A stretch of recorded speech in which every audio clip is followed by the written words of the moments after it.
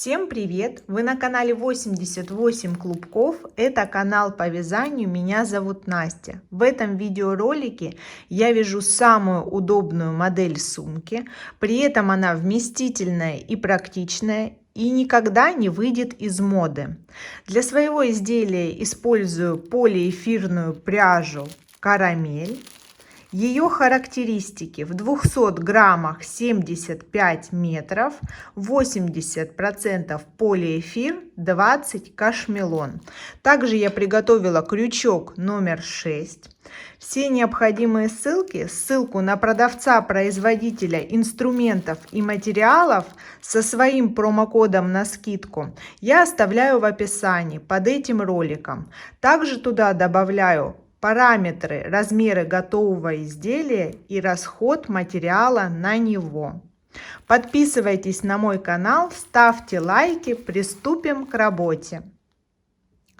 Я создаю первую петлю, набрасываю нить на крючок, оставляя отрез нити перед работой. Подхватываю рабочую нить. Первая петля готова. Далее создаю цепочку из воздушных. Достаточно плотную, вяжу соответственно размеру крючка. Мне нужно 56 воздушных петель. Длина цепочки из воздушных петель порядка 50 сантиметров, 49-50. Теперь мне необходимо выровнять ее край и замкнуть в круг. Следующим образом нахожу первое звено и провязываю соединительную петлю. Далее продолжаю в одну полупетлю косы вязать соединительные по кругу, для того чтобы уплотнить заготовку под ручку. Вот что у меня должно получиться. Так до конца ряда.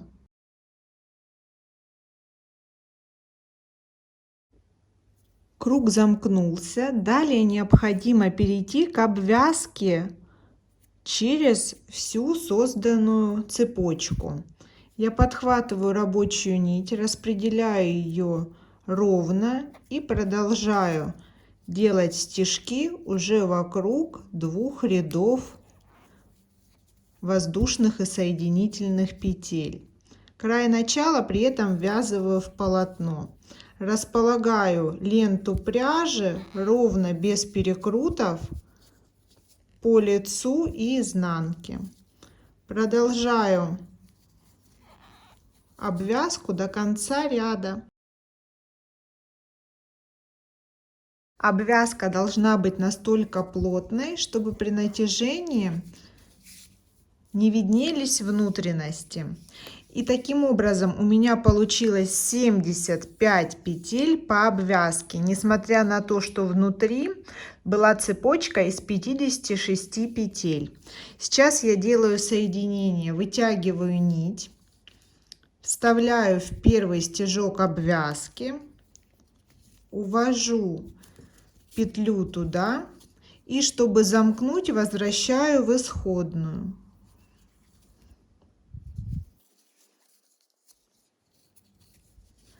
Готово. Далее мне необходимо маркировать 35 точек, включая маркированные, по одной из сторон окружности. Начиная с первой маркированной, вывязываю столбик, подхватываю петлю, которая оказалась у меня на изнанке, и через нее протягиваю первый столбик, чтобы закрепиться. Готово. Далее мне нужно провязать 9 столбиков подряд без накида. 3, 4 и так далее. В одну точку 1 столбик. 1, 2, 3, 4, 5, 6, 7, 8, 9. Далее 2 точки подряд делаю добавление. В первую точку провязываю 2 столбика в одну точку И во вторую то же самое. 2 столбика в одну точку. Это угол моего изделия. Далее вяжу 13 столбиков, 1 столбик в одну точку. И снова 2 точки подряд делаю добавление. Первое и второе. 2 столбика в одну петлю. Готово. Далее у меня остается еще 9 точек, аналогично симметрично началу ряда. Провязываю столбики без накида. Здесь в 9-ю точку мне нужно провязать 2 столбика, но это не будет добавлением. Небольшая хитрость для того, чтобы здесь на переходе к обратному ряду сделать ровный край. Я провязала добавление, делаю петлю подъема, переворачиваю вязание и здесь это добавление пропускаю. Тем самым остается те же 9 столбиков, которые у меня и были. По этой стороне я сейчас маркирую точки, которые оказались между добавлениями. И продолжаю вязать обратный ряд. В отмеченную мной точку мне необходимо провязать сразу 3 столбика. Количество добавлений в ряд не меняется, меняется способ их провязывания. То есть я буду чередовать ряды. В одном ряду я делаю 2 подряд, провязывая по 2 столбика в одну точку. В другом ряду провязываю в одну точку сразу 3 столбика. Тем самым добавляю точно так же 2 петли. Далее продолжаю вязать столбики без накида до следующей маркированной точки.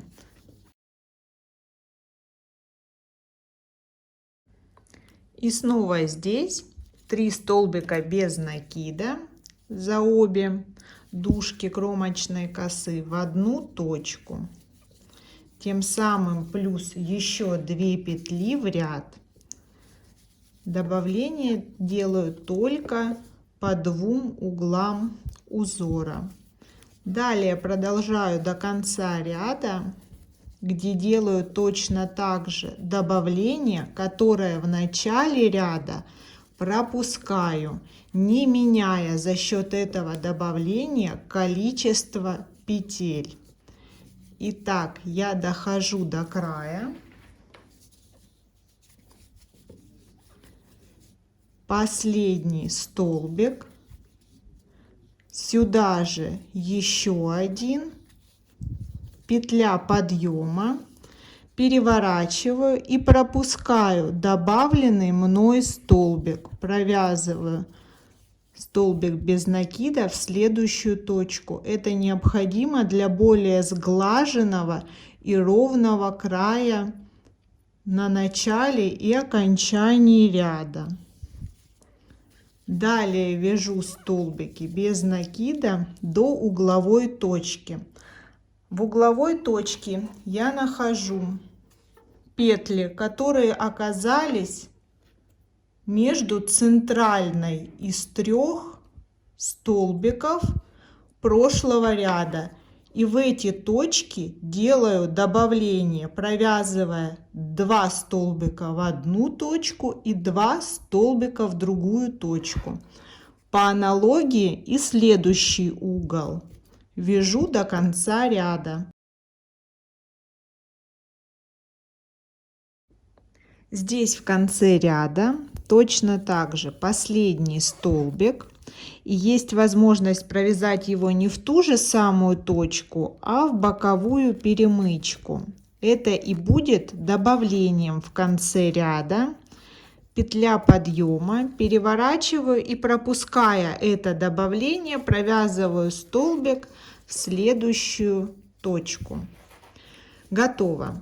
Теперь на обратный ряд я маркирую расстояние между 2 добавлениями прошлого ряда. Здесь и аналогичная точка здесь. Сейчас этим рядом в маркированные петли буду провязывать 3 столбика в одну точку. Завершаю ряд по аналогии, последний столбик и перемычка на краю как добавление. Петля подъема, пропускаю добавление, провязываю в столбик в следующую точку. С этой стороны маркирую 2 точки, которые оказываются по обе стороны от центральной петли из провязанных 3 в одну точку. Вяжу обратный ряд до маркеров. С этого ряда начинаю вязать немного иначе. В маркированные точки, как планировала, провязываю добавление. В первую 2 столбика и во вторую 2 столбика. После чего этот ряд я не буду заканчивать в привычной мне точке. Я закончу его в точке дальней от центральной петли.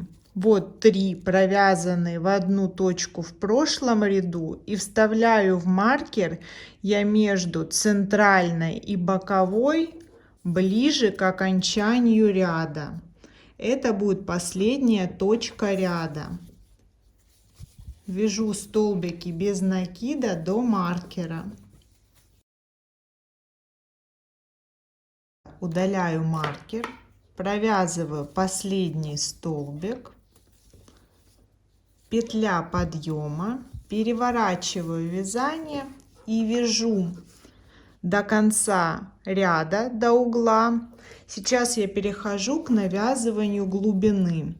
Точно так же нахожу крайнюю угловую точку. В этом случае это точка между 2 двойных в прошлом ряду, между 2 добавлениями.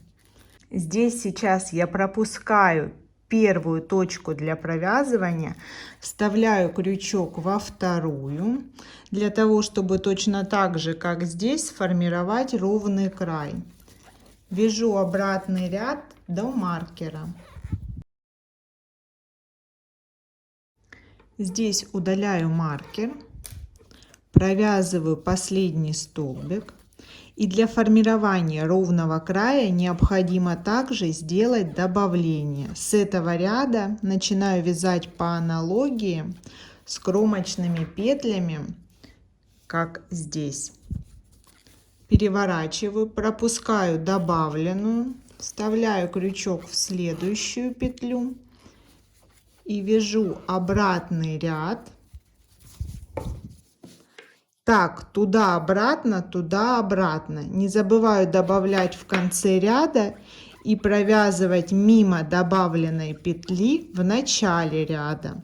Всего сейчас в ширину ряда у меня 24 столбика. Количество это не будет меняться на протяжении вязания всей глубины изделия. Навязываю необходимое количество рядов.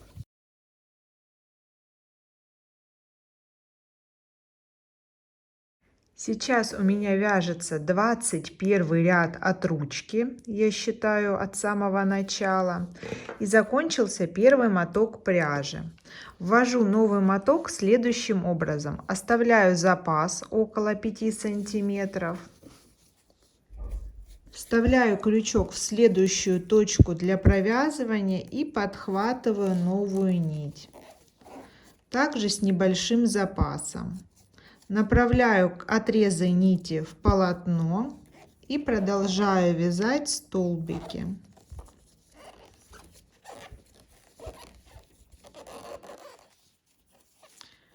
Пряча кончики под обвязкой.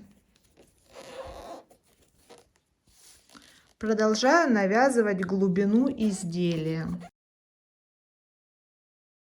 У меня заканчивается 27 ряд от ручки. По правую часть от работы у меня 1, 2, 3, 4, 5 рядов. По левую 1, 2, 3, 4 ряда. То есть здесь я начинала свой ряд, когда вязала углы. Начало было здесь, окончание здесь. Я перешла к вязанию глубины. То есть здесь сейчас я продолжаю тот ряд, чтобы закончить и чтобы части по обе стороны ручки были симметричными. Я провязываю последний столбик и в угловую точку вяжу 3 столбика в одну точку для поворота.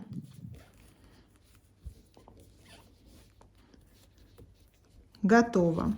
Далее я буду вязать столбики относительно каждого горизонтального ряда. То есть один раз вставляю крючок в эту точку, другой раз в следующую относительно лицевого или изнаночного рядов.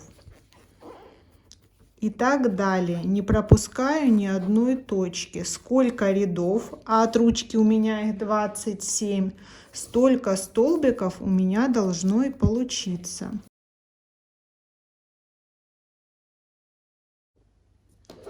Окончание ряда аналогично провязываю лишнюю столбик в кромку, подъем. Переворачиваю вязание и пропускаю добавленную точку. Вяжу последний ряд обратным ходом. При этом здесь я добавлю в 2 точках, провяжу 2 двойные подряд. В этой точке провяжу 3 петли с одной точки для поворота. И завершу ряд.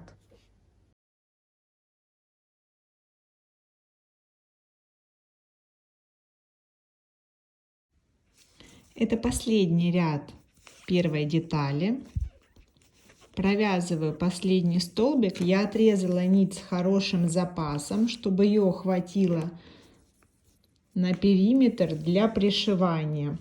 Отмеряю необходимую длину и отрезаю 5-6 таких длин, после чего опалила край, вытягиваю нить и соединяю, увожу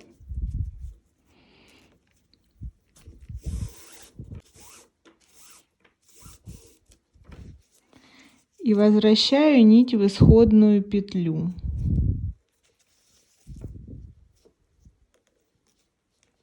Оставляю этот запас нити для пришивания.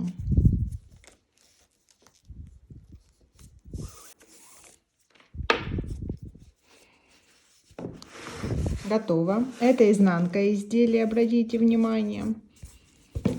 Это лицо.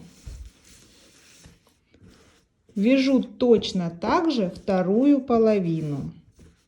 На второй детали я отрезала нить и спрятала по изнанке. Нить для пришивания мне потребуется только с одной стороны. 2 совершенно одинаковые детали откладываю в сторону и перехожу к вязанию дна. Донышко мне нужно более плотной фактуры, поэтому я использую тот же крючок, но вязать буду потуже. Создаю цепочку из 7 воздушных петель. 2, 3, 4, 5, 6, 7. Делаю одну петлю подъема, то есть 8-ю. Теперь в полупетлю провязываю столбики без накида. 2, 3, 4,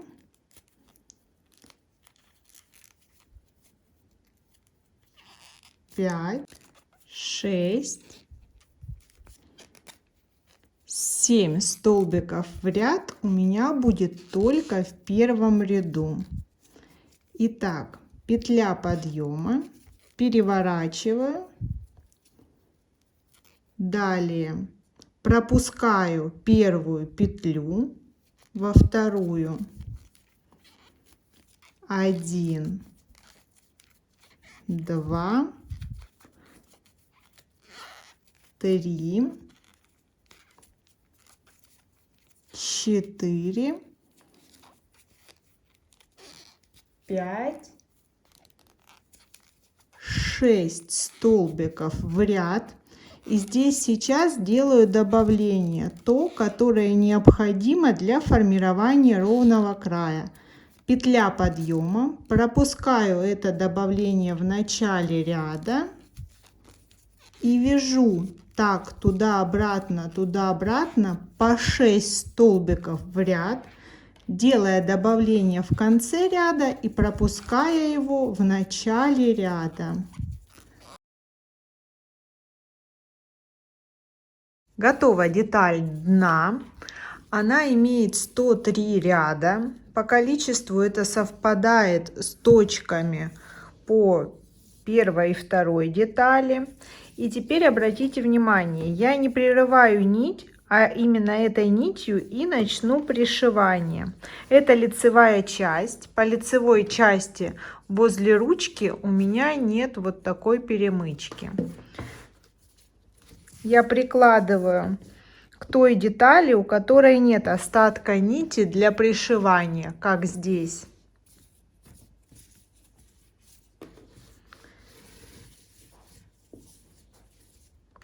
Следующим образом ввожу в верхнюю угловую точку крючок.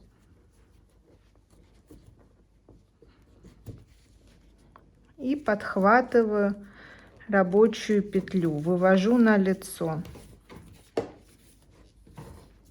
Обратите внимание, пришивать буду на выворот.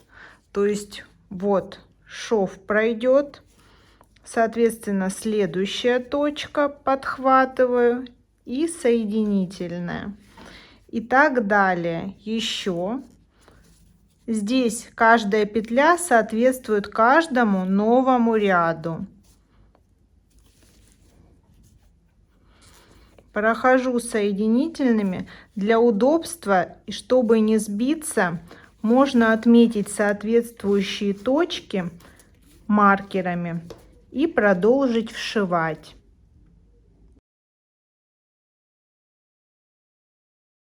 Точки намечены, и еще раз акцентирую внимание, как и куда я вставляю крючок. Подхватываю кромочную косу лицевой детали за обе дужки и подхватываю точку, которая против каждого ряда по донышку.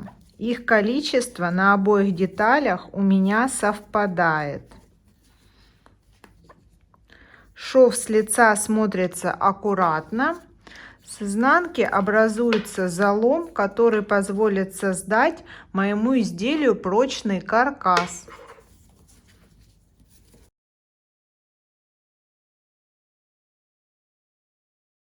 В конце отрезаю нить с небольшим запасом, вытягиваю нить и делаю соединение.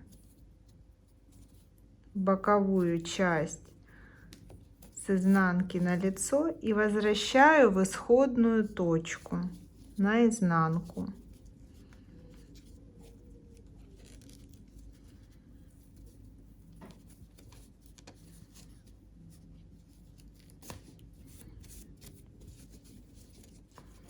Готово.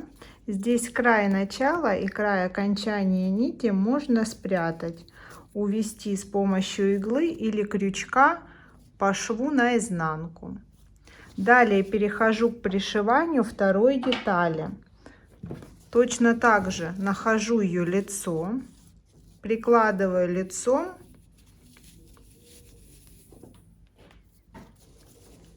и пришиваю тем же самым способом. Ввожу крючок в первую точку, нахожу крайнюю точку по детали. Шов оказывается как бы внутри. Пришиваю по лицу и по одной, и по второй детали. Получается точно такой же шов, как и с другой стороны.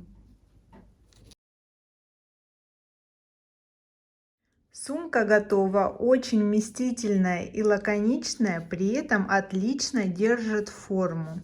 Способ сшивания деталей позволил ярко выразить углы, подчеркнуть форму изделия, а также сделать дно достаточно прочным, оно не будет провисать и проваливаться. На изготовление моего изделия у меня потребовалось 4 мотка пряжи с небольшим остатком нити. И размеры готового изделия следующие. Ширина по всем точкам порядка 27-28 сантиметров. Ширина дна 8 сантиметров. Глубина от ручки порядка 27 сантиметров и от края порядка 36 сантиметров. Очень практичная, модель прекрасно дополнит любой образ, при этом будет очень удобно и практично в использовании. Подписывайтесь на мой канал, ставьте лайки, будет много интересных видео. Всем пока!